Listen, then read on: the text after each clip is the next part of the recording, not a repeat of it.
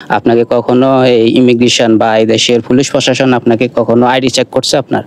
না, এখনো পর্যন্ত আমার চেক করা নাই, তবে চেক চলতেছে, চেক চলতেছে, চেক করতেছে। আমার এখানে এখনো পর্যন্ত আসে নাই। আচ্ছা, আসসালামু আলাইকুম।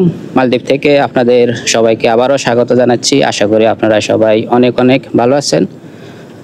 আপনাদেরকে আমি শুরু থেকে একটা কথা বলে রাখি, যেহেতু আমার দিনে ডিউটি, সে কারণে আমি দিনে সময় পাই না, তো রাত্রে একটু সময় পাই, তাই রাত্রে চলে আসলাম আবারও আপনাদের কাছে একটা ভিডিও নিয়ে।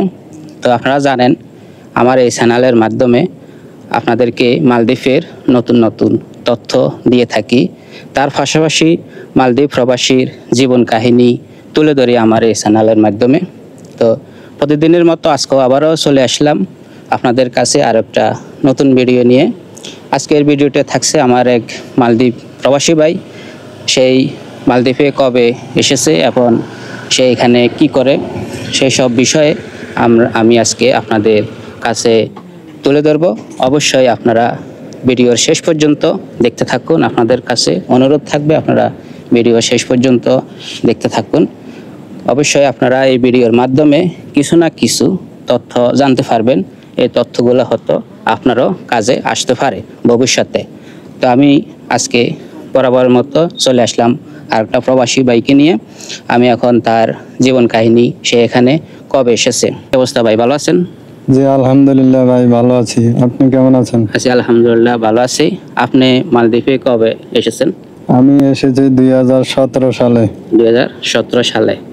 তো আপনি 2017 সালে মালদ্বীপে কত টাকা দিয়ে এসেছেন? আমি এসেছি 2 লক্ষ টাকা।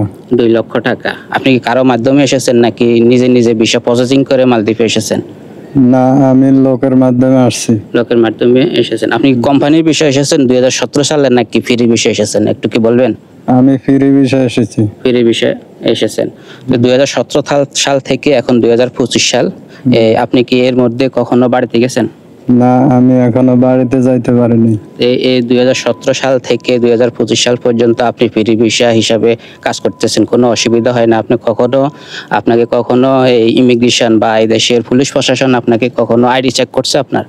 না, এখনো পর্যন্ত আমার চেক করা নাই, তবে চেক চলতেছে, চেক চলতেছে, চেক করতেছে।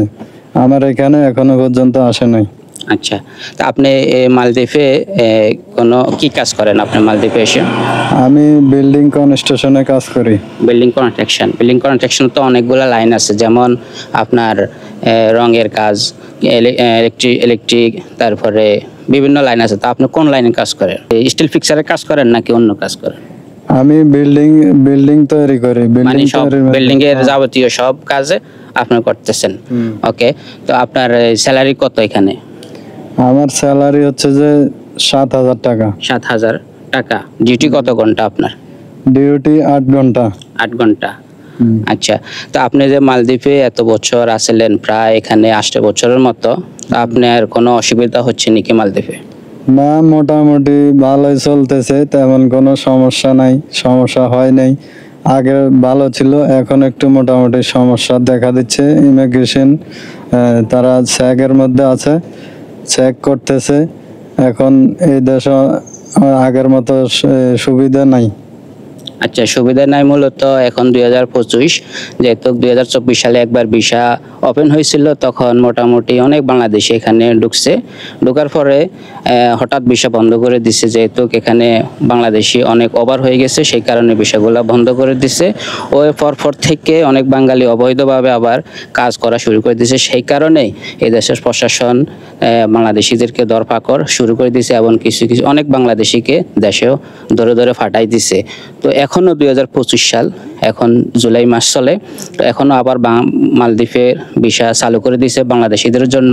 এখনও বাংলাদেশ থেকে প্রায় প্রতিদিন হাজার হাজার বাংলাদেশিরা আসতেছে এখানে।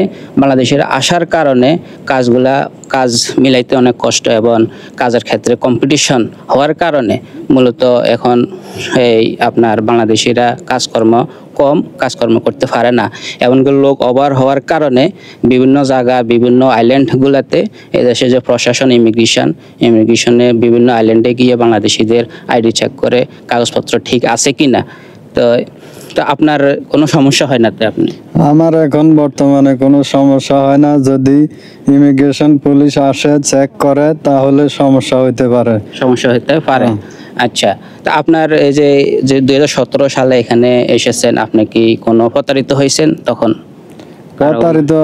প্রতারিত হয়েছি, বেতন অনেকেই বেতন দিতে চায় না, বেতন মেরে দেয়। আগে ছিল এগুলা বেশি, এখন মোটামুটি একটু ভালো আছে, ভালো পজিশনে আছে, তবে কিন্তু এখন ওই ইমিগ্রেশন পুলিশ সমস্যা মূলত হচ্ছে। মূলত কাজকর্ম ভালো পজিশনে আছে, ভালো স্যালারি পাওয়া যায়। মূলত ওই সমস্যাটা হচ্ছে যখন আপনার এই দেশে তো ফ্রি ভিসা অ্যালাউড নাই, কোনো দেশে নাই, শুধু মালদ্বীপে না, বিভিন্ন দেশে, যে কোনো দেশে ফ্রি ভিসা বলতে কিছুই নাই।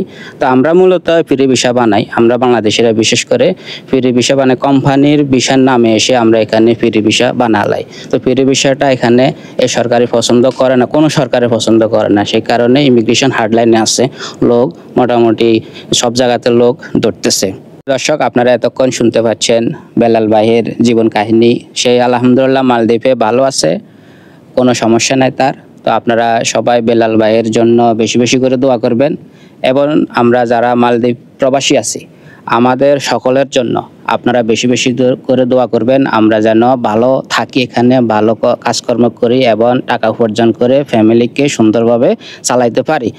তো আপনারা আমার চ্যানেল সাবস্ক্রাইব করে সাথে থাকবেন, এবং ভবিষ্যতে ইনশাল্লাহ আমি আরও মালদ্বীপের নতুন নতুন তথ্য আপনাদের কাছে তুলে ধরার চেষ্টা করব, এমনকি প্রতিটা প্রবাসীর মধ্যে কোনো না কোনো প্রবাসীর জীবন কাহিনী আমার এই চ্যানেলের মাধ্যমে আপনাদের কাছে তুলে ধরার চেষ্টা করব। তো সেই পর্যন্ত সবাই ভালো থাকুন। আল্লাহ হাফেজ। আসসালামু আলাইকুম।